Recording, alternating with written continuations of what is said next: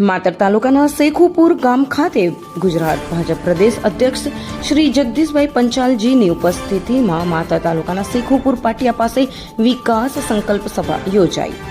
પૂર્વ કેન્દ્રીય સંચાર મંત્રી દેવુસિંહ ચૌહાણ સાહેબ, જિલ્લા પ્રભારી શ્રી રમેશભાઈ દેસાઈ, જિલ્લા પ્રમુખ શ્રી નયનાબેન પટેલ, ધારાસભ્ય શ્રી કલ્પેશભાઈ પરમાર, પ્રદેશ કિસાન મોરચા મહામંત્રી શ્રીમતી હેમલબેન પટેલ અને અમૂલ ડેરીના ડિરેક્ટર ભગવતસિંહ પરમાર અને માતર તાલુકાના ભાજપ સંગઠનના પ્રમુખ શ્રી મનોજસિંહ અને જિલ્લા પંચાયત અને તાલુકા પંચાયતના ઉમેદવારો ઉપસ્થિત રહ્યા હતા અને બહુ મોટી સંખ્યામાં ભાજપના કાર્યકર્તાઓ, હોદ્દેદારો અને સંગઠનના કાર્યકર્તાઓ પણ ઉપસ્થિત રહ્યા હતા। રિપોર્ટર મોહમ્મદ ખાન પઠાણ, માતર ખેડા।